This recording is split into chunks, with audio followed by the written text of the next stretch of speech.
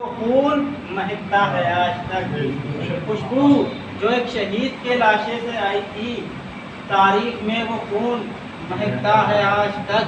تو جس کو علم نہیں ملا، جس کو علم نہیں ملا، بدعت وہ کہہ اٹھے، انگور ان کے واسطے کھٹا ہے آج تک۔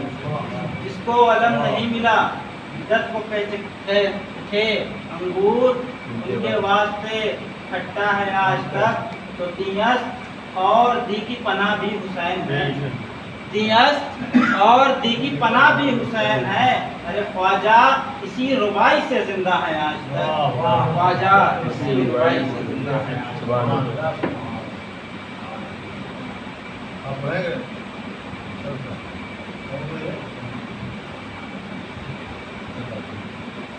خلق الإنسان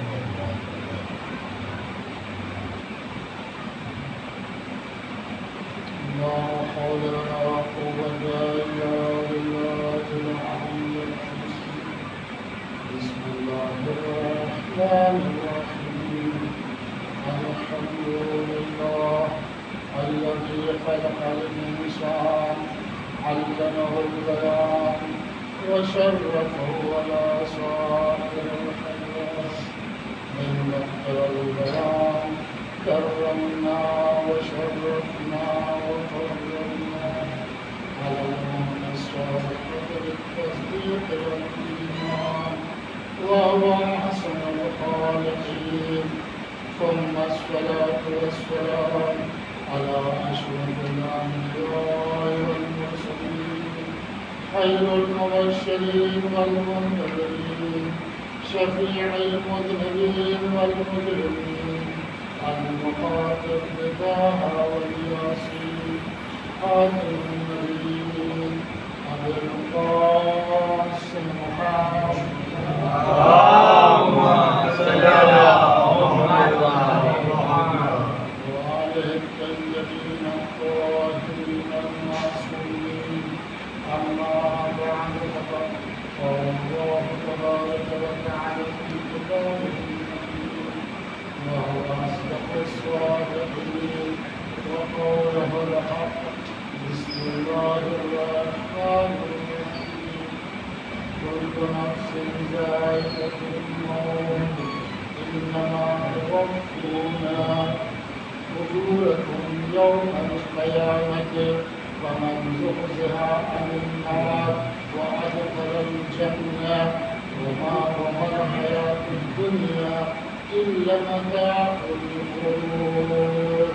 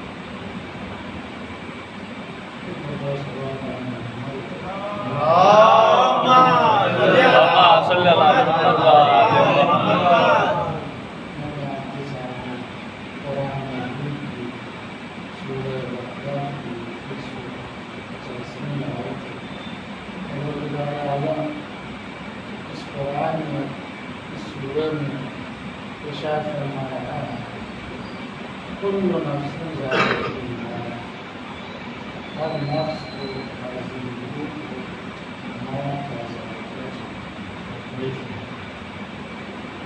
اکثر بیشتر جو رسالہ سوال کی کوشش ہوتی ہے اس آیت کی تلاوت کی جاتی ہے۔ آپ حضرات مسلسل یہ آیت آپ کے کانوں میں خوشگوار ہوتی ہے۔ بہرحال ذائقے سے مراد کیا؟ آیا وہی ذائقہ جو بریانی والا ہے، جو غذاؤں میں ہم روزمرہ چکھتے رہتے ہیں، وہی ذائقہ ہے، یا ذائقہ سے مراد کچھ اور ذائقہ؟ کیونکہ ذائقہ جب انسان سنتا ہے تو یہی سمجھتا ہے کہ ذائقے سے مراد یہی ہے۔ اگر یہی ہے تو ظاہر سی بات ہے کہ ذائقے کو چکھنے کے بعد تو کوئی واپس آیا نہیں۔ موت کا ذائقہ چکھنے کے بعد کوئی آیا نہیں کہ وہ بیان کرے کہ موت کا ذائقہ کیسا ہے، میٹھا ہے، شیرین ہے، تلخ ہے، کڑوا ہے، کیسا ہے۔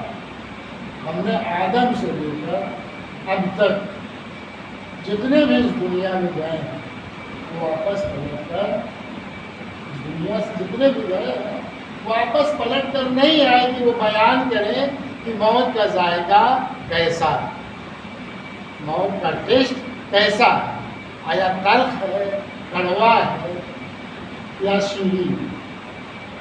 اور اللہ کیا کہہ رہا ہے؟ کل نفس ذائقۃ الموت۔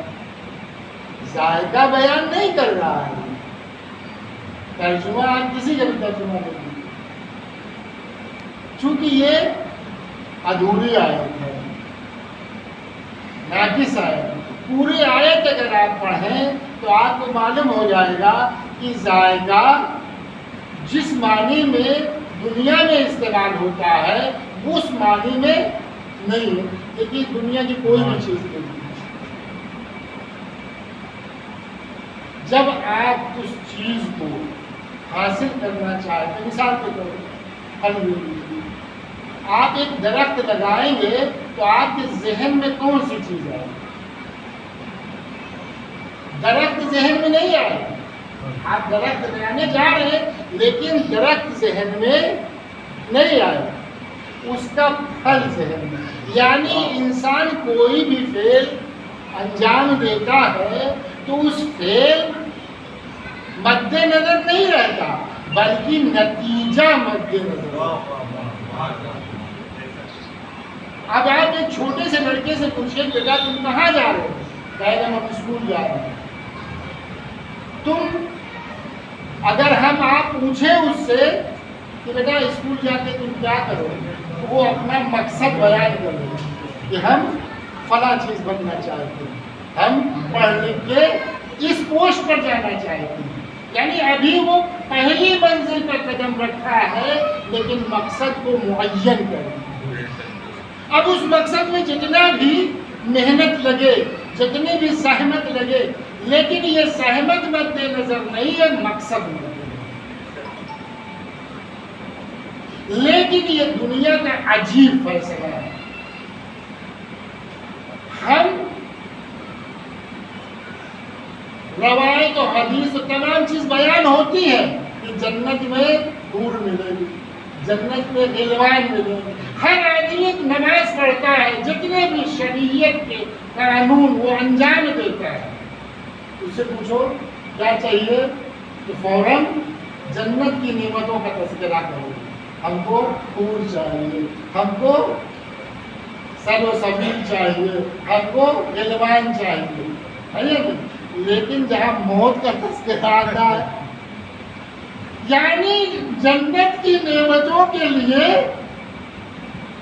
تو خواہش مند ہے لیکن موت کے لیے خواہش مند نہیں ہے۔ یہ دنیا کا عجیب فیصلہ ہے، جہاں موت کی بات آئے گی وہاں وہ ٹھہر نہیں سکتا، جبکہ موت کے بغیر جنت ہے ہی نہیں۔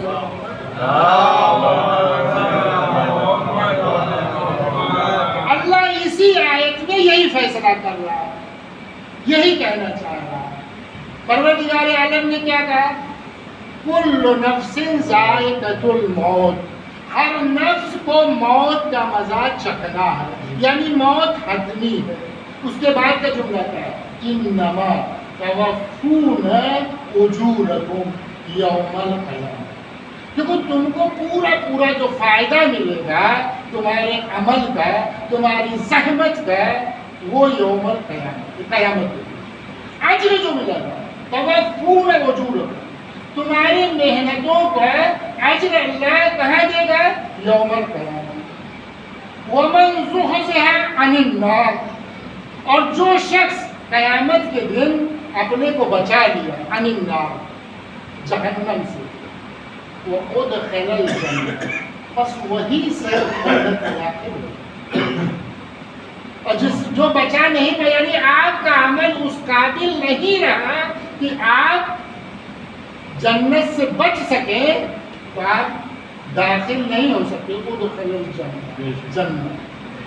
تو توجہ کہاں دینی چاہیے؟ اس ذائقے سے مراد کیا ہے؟ آیت کے آخر جملے بعد والے جملے میں توجہ کریں تو ذائقہ یہ آپ کے عمل کا نتیجہ ہے۔ ذائقہ مطلب نتیجہ۔ آپ زحمت کر کے کھانا بناتے ہیں، اس میں جتنی چیزیں ڈالتے، اگر مقدار ڈالی جائے اور جب کھانا تیار ہو جاتا ہے تبھی تو چکھنے کے لیے دیتے ہیں، لیکن اگر کھانا تیار نہیں ہے تو آپ چکھنے کے لیے دیں گے؟ یعنی نتیجہ کیا ہے؟ اس کا آخری مقصد تک پہنچنا۔ تو اللہ کیا کہہ رہا ہے؟ اگر تم اپنے کو بچا لے گئے، یعنی مقصد تک پہنچ گئے، ادخل الجنہ، تو آپ جنت میں جاتے ہیں۔ ومن حیات الدنیا الا متاع الغرور، اگر تم جنت سے بچ نہیں، اگر تم جہنم سے بچ نہیں سکے، جنت میں داخل نہیں ہو سکے، تو یہ 60 سال کی زندگی، یہ 70 سال کی زندگی، یہ 100 سال کی زندگی، ومن حیات الدنیا الا متاع الغرور، تو یہ زندگی تم کو فریب دیا ہے، یہ زندگی تم کو دھوکہ دیا ہے۔ یہ پوری آیت ہے۔ ہم تھوڑا آیت کا ٹکڑا صرف پڑھتے ہیں کہ کل نفس ذائقۃ الموت، ہر نفس کو موت کا مزہ چکھنا ہے۔ واقعی موت آسان ہے، لیکن کب؟ جب ہمارے اعمال اس قابل ہیں۔ یہ نہیں کہ ہمارے اعمال ایک دم زیرو ہے اور ہم چاہتے ہیں جیسے پھول سے خوشبو نکل جاتی ہے ویسے ہمارے بدن سے روح نکل جائے، یہ توقع ہی غلط ہے، یہ امید ہی غلط ہے۔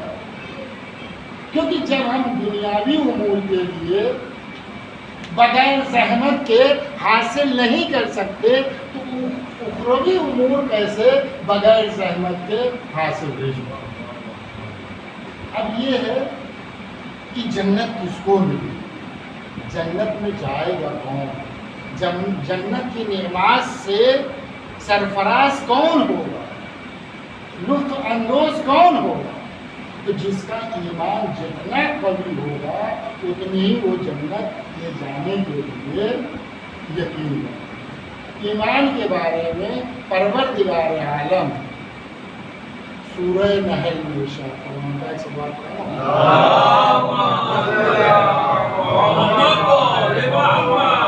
فَالَّذِينَ يُؤْمِنُونَ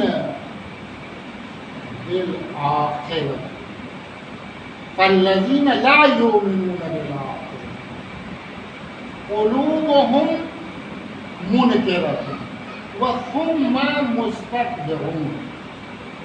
اللہ ارشاد فرماتا ہے وہ لوگ ایمان ان کے دلوں میں، قلوبہم مرض یعنی منکرت، وہ لوگ کے دلوں میں ایمان نہیں آ سکتا جن کے دل منکرات یعنی برائیوں سے بھرے ہیں، وہ مستکبرون اور متکبر، دو افراد کو اللہ نے ایمان سے دور رکھا ہے، ایمان ان کے دل میں داخل نہیں۔ منکر کے مطلب ہے برائی، کیا ہے؟ برائی ایک ورڈ ہے جو اپنے اندر تمام معنوں کو سمجھتے، بھائی جھوٹ بولنا برائی، تہمت لگانا برائی ہے، اسی طریقے کے ساتھ جڑتے چلے گئے۔ اسی کے مقابل میں ایک ہے مستقبل۔ یہ مستقبل ایک جملہ ہے جو بہت چھوٹا ہے لیکن اپنے اندر بہت بڑا معنی ہے، اور اس کو ہم بہت ہلکا سمجھتے۔ ہر آدمی اگر 2 رکعت نماز پڑھتا ہے تو دوسرے کو یہی سمجھتا ہے کہ یہ تارک الصلاۃ، یہ نماز پڑھتا ہے۔ اگر 2 نماز وہ پڑھ لیا تو یہ سمجھتا ہے کہ ہم ہی 2 رکعت نماز پڑھ رہے ہیں۔ اگر بھول بھال کے کبھی آنکھ کھل گئی اور جا کے اذان دے دیا تو نور نظر ہو، تب تو وہ سمجھے کوئی ہے ہی نہیں، جاگا ہی نہیں، سب سو ہی رہا۔ مولا کائنات علی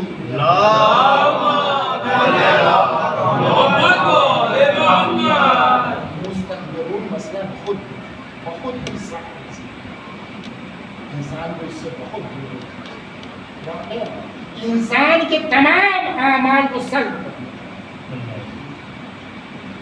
مولا کائنات علی ابن ابی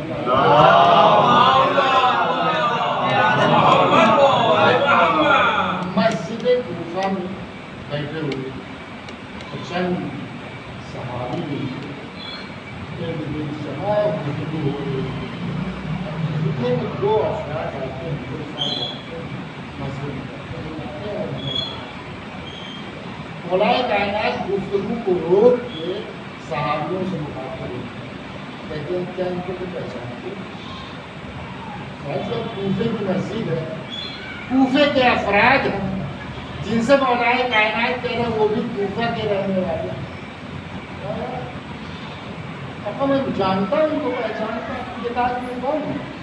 کہا ایک اس میں سے بہت ہی عابد ہے، زاہد ہے، پرہیزگار ہے، متقی ہے، کا دوسرا کا ایک فاسق ہے، گنہگار ہے، بے دین ہے۔ کہنے کہ یہ جو بے دین ہے یہ جب مسجد سے واپس جائے گا تو نا یہ دیندار ہے، یہ مومن ہے۔ اور یہ جو عابد ہے، زاہد ہے، متقی جس کو کہہ رہے ہو، یہ جب مسجد سے واپس جائے گا یہ بے دین ہو، بے ایمان ہو۔ تعجب کہ مسجد جو انسان کو متقی بناتی ہے، پرہیزگار بناتی ہے، یہ کیسے مولا کہہ رہے ہیں کہ یہ جو آنے والا ہے فاسق و فاجر وہ متقی، اور جو آنے والا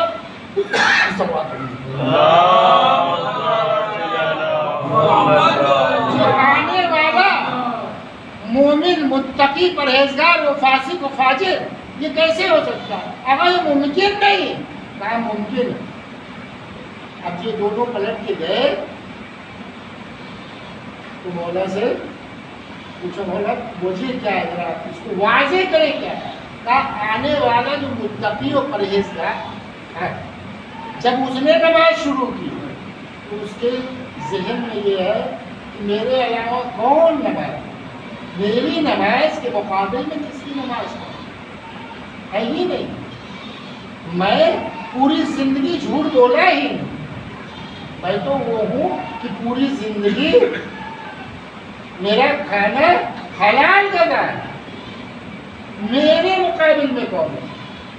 لیکن جو گنہگار تھا اس نے نماز شروع کی تو اس کے ذہن میں ایک پروردگار میں اتنا گنہگار ہوں کہ تیرے حضور میں سجدہ کرنا مجھے شرم ہے، پروردگارا میرے اعمال اس قابل نہیں ہے کہ میں تیرا سجدہ کروں، لہذا تو مجھے اس قابل بنا دے، لہذا تو مجھے اتنی قوت اتنی توفیق دے دے کہ میں اپنی تمام گناہوں کا جبران کروں۔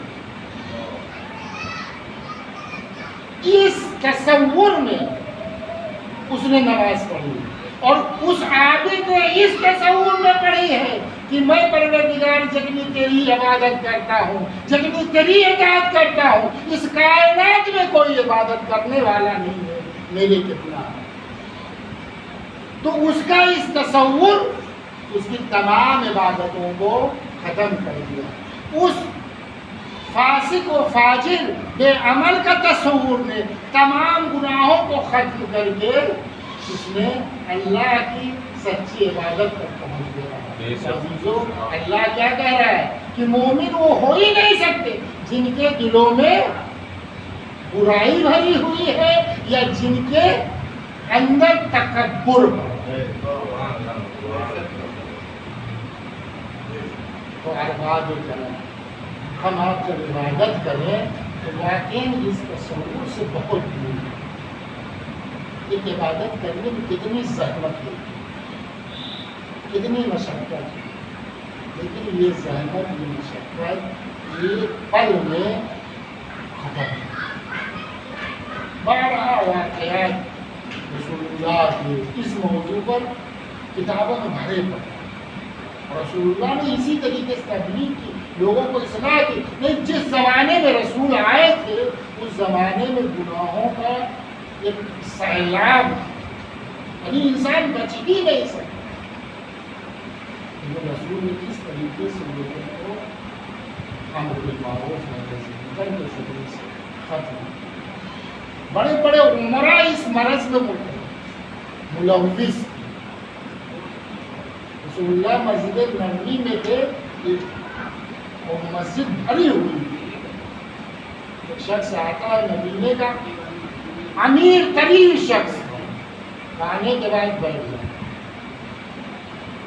ایک غریب بھی آتا ہے اسے بغل میں بیٹھتا ہے، جب اس کے بغل میں وہ بیٹھتا ہے غریب تو یہ امیر اپنے کو تھوڑا سکڑنے لگتا۔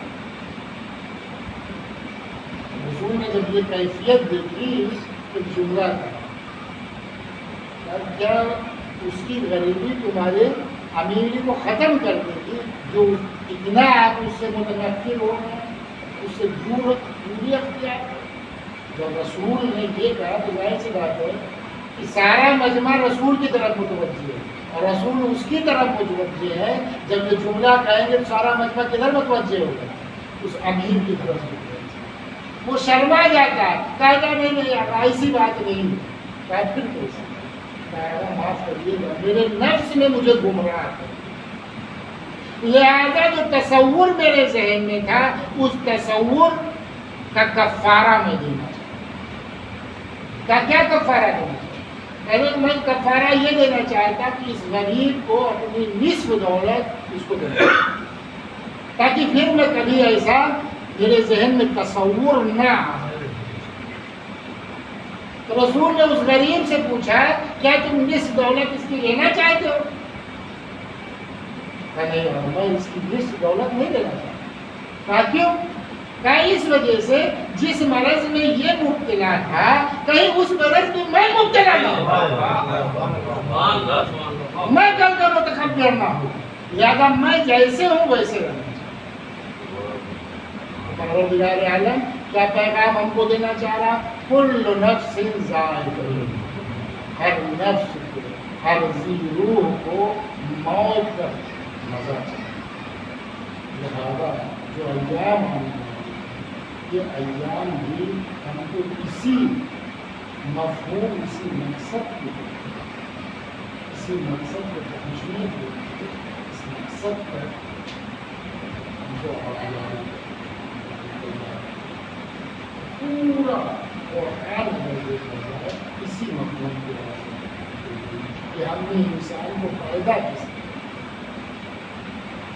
انسان کو دنیا میں رہنے کے لیے نہیں پیدا کیا، ہم نے انسان کے لیے دنیا نہیں بنائی ہے کہ وہ ہمیشہ دنیا میں رہے، ہم نے انسان کے لیے دنیا بنائی ہے، موقت دنیا بنائی ہے، دائم زندگی کے لیے آخرت بنائی۔ جتنا تذکرہ اللہ نے موت اور آخرت کا قرآن میں کیا ہے اتنا کسی چیز کا تذکرہ نہیں کیا، تو لہذا ہمارا بھی ہر فعل، ہر عمل موت اور آخرت کے اوپر مد نظر رکھتے ہوئے ہو، اور یہی پیغام امام حسین نے اور امام حسین کے رفقا نے بھی یہی پیغام دیا چاہنے والوں نے. کربلا سے پہلے جو شہداء شہید ہوئے ہیں ان کا پیغام بھی یہی ہے. جناب مسلم کے ناقدین کوفے میں 1-2 دن پہلے نہیں پہنچے تھے شہادت سے، بلکہ 2 مہینہ 4 دن پہلے ایک ایسی جگہ پہنچے تھے جو مشہور قبر ہے. مولا کائنات کی زندگی دیکھیے، ان کی زندگی مولا کائنات کو ضرورت کہاں لگی؟ کوفے میں لگی. کوفے کے افراد کو جانتے تھے، لیکن وہی شخص نہیں جائے گا جو موت سے دور ہوا ہے.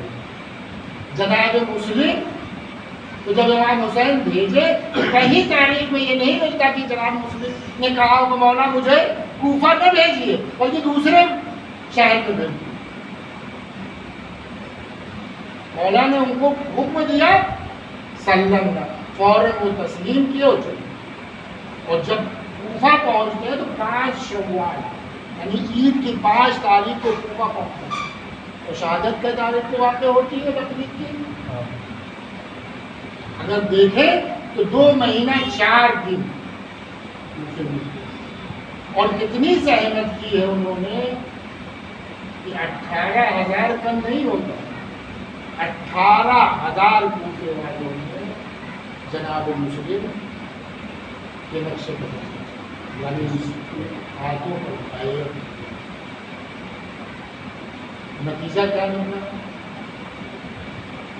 جب عبید اللہ ابن زیاد آیا ہے اور پورا کوفے کا نقشہ بدل گیا ہے اس کی تقریر سے، اس کی ہیبت سے، اس کی ڈر سے، تو اب وہی مسلم ہے جن کی دعوت سے 18,000 لوگ جناب مسلم کے حامی تھے، اب ایک بھی ان کے پیچھے نہیں. لیکن جناب مسلم نے حوصلہ پست نہیں کیا. حوصلہ وہ پست کرتا ہے جن کو موت مد نظر نہیں ہے یا موت سے وہ دور نہ ہوتا. جناب مسلم کے وہی جوش تھے، وہی ولولہ تھا، وہی حوصلہ تھا. جناب مسلم کے ساتھ کوئی نہیں ہے، لیکن جناب مسلم گھر میں نہیں چھپے ہوئے ہیں بلکہ کوفے کے گلیوں میں پڑے. اور یہی نہیں بلکہ شب ہو جاتی ہے جناب مسلم کوفے کے گلیوں میں ٹہلتے ٹہلتے ایک ایسے مقام پہ پہنچتے ہیں جہاں پر ایک محترمہ ہے جو کسی کا انتظار کر رہی ہے. دروازے پر ایک مرتبہ جب مسلم کی نظر اس محترمہ میں پڑتی ہے تو اس کے دروازے پر جا کے ٹھہر جاتے ہیں.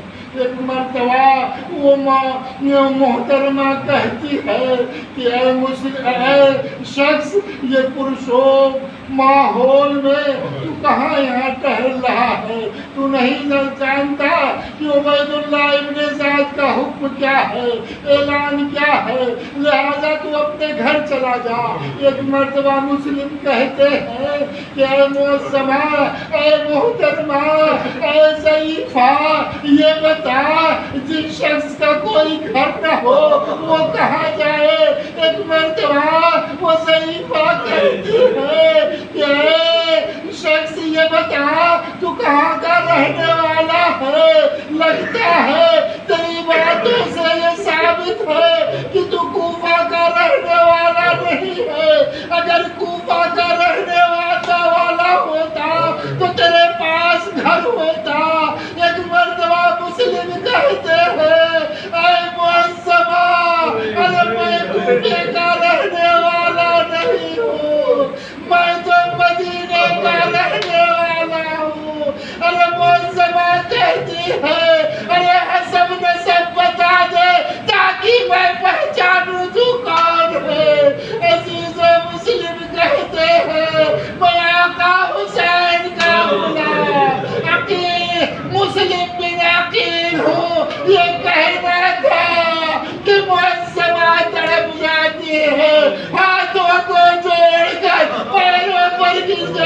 ہے عزیزوں، جب غربت میں، جب مسافرت میں کوئی کسی کا چاہنے والا ملتا ہے تو اس کا دل کیسے باغ باغ ہو جاتا ہے۔ لیکن عزیزوں، ایک مسلم ہے کہ جب یہ محترمہ ملتی ہے تو مسلم خوشی کے بجائے آنکھوں سے اشک بار، آنکھیں نم ہو جاتی ہے اور کہتے ہیں معصمہ کیا تو ایک دن مجھے مہمان رکھ سکتی ہو؟ عزیز مسلم اس میں معصمہ کے گھر پہنچتے ہیں، معصمہ تمام قوت و طاقت کے ساتھ مسلم کی خدمت کے لیے حاضر ہوتی ہے۔ عزیزوں، مسلم کے سامنے کھانا آتا ہے، انصاف سے بتائیے جس شخص کے دو بچے، ارے ننھے بچے باپ سے جدا ہو، وہ کیسے کھانا کھا سکتا ہے؟ عزیزوں، مسلم نے کھانا نہیں کھایا، پوری رات تاریخ کہتی ہے کہ مسلم عبادتوں میں گزاری، اور جب صبح نمودار ہوتی ہے مسلم صبح سے پہلے بیدار ہو جاتے ہیں، چہرہ متغیر ہے، ارے ضعیفہ تڑپ کے پوچھتی ہے آقا آپ کی حالت کیسی ہے؟ لگتا ہے آپ سوئے نہیں ہیں۔ مسلم کہتے ہیں میں نے خواب میں دیکھا میرے جد رسول اللہ، ارے کئی بار مجھ سے ایک ہی جملہ کہتے ہیں اے مسلم علی جان، اے مسلم جلدی آؤ میرے پاس، اے ضعیفہ اب میری موت نزدیک ہے۔ یہ گفتگو ابھی ختم نہ ہونے پائی تھی، عبید اللہ ابن زیاد کے مامور ارے گھر کو چاروں طرف گھیر لیتے ہیں، مسلم باہر نکلتے ہیں۔ عزیزوں، جب کربلا کی تاریخ آپ پڑھیں گے تو امام حسین کی شہادت سے اور مسلم کی شہادت بہت ہی مشابہ ہے۔ جس طریقے سے امام حسین کو اشکیائے دورے چاروں طرف سے گھیر لیا تھا اور حسین پر وار کرنا شروع کر دیا تھا، جس کے پاس نیزہ تھا وہ نیزے سے وار کر رہا تھا، جس کے پاس تیر و کمان تھا وہ کمان سے وار کر رہا تھا، اور جس کے پاس کچھ نہ تھا وہ اپنے جھولیوں میں کنکر و پتھر لے کے آئے ہوئے تھے، حسین کے اوپر وار کرنے لگے تھے۔ روز عاشوراء اسی طریقے سے کوفے میں جب مسلم کو گھیرا ہے عبید اللہ ابن زیاد کی فوج نے، تو مسلم پر چاروں طرف سے تیروں کی بارش ہونے لگی، نیزوں کی بارش ہونے لگی، اور کچھ لوگ گھروں پر چڑھ کے جس کے پاس کچھ نہ تھا وہ گرم پانی کر کے مسلم کے اوپر جلتا ہوا پانی، گرم پانی مسلم کے اوپر